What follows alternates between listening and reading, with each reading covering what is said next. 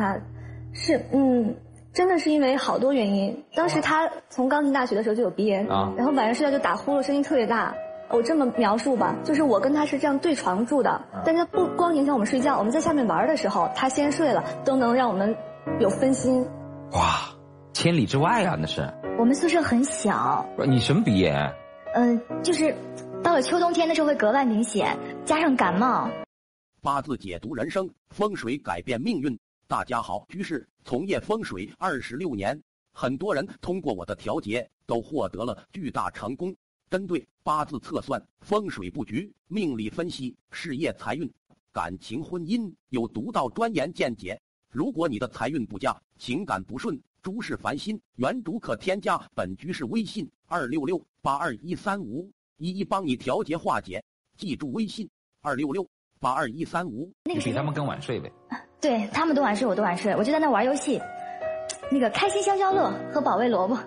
不一样的体力，我就玩完这个玩那个，玩完这个玩那个，等他们睡了，我再睡。我当时没觉得他玩游戏是为了我们，我当时觉得可能就突然喜欢玩游戏了。还有就是，当时就觉着，即使你是因为我们，但是因为你打呼噜会影响我们，这也是你应该做的。你也没问过人家打呼噜是不是因为病？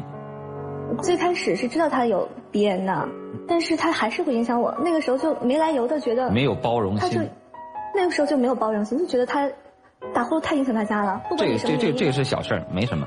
但是后来，他自从晚睡之后呢，本来是我们寝室3个人，相当于是谁最后上去谁关灯，是一个不成文的规矩吧。但是自从他加入之后就有4个人了，本来我都会帮另外2个人关的，但是我就不会帮他关。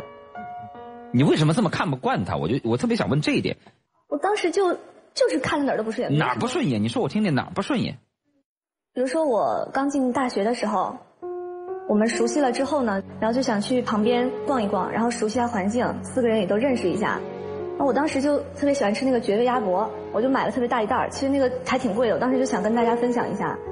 然后我就这只手就拿了一个鸭脖，我连手套都没来得及戴，特别馋。然后这只手就一大袋就往他那边递，我就说你也尝尝吧。我这边刚要咬，他跟我说，他说我妈说不能在马路上吃东西，这样不文雅，也显得很没有教养。我当时就这个手就愣在那儿了，我就觉得你看我给你吃，我好心，你怎么能这么说呀？你直说的呀。我说的是我不吃，是因为在我们家那边，我跟我朋友在一起的时候也不会这样。你不吃就不吃，你干嘛说没教养？因为我妈当时确实是这么跟我说的，我只是把我的原话重复给了她，可能这个词语在她的。你即便说你妈说不要吃，你也别说没家教这2字。你说了。就是有一点太直言直语，像把她当做了我当时在家里的好朋友一样，直接就跟她说了。反正我当时真的就很尴尬，而且我们当时就是刚认识嘛，第1天，然后我只是在心里就觉得他，因为他那个穿得很朴素，看起来就是挺朴素的家庭，然后为什么要这么多穷讲究的规矩呢？你家很有钱吗？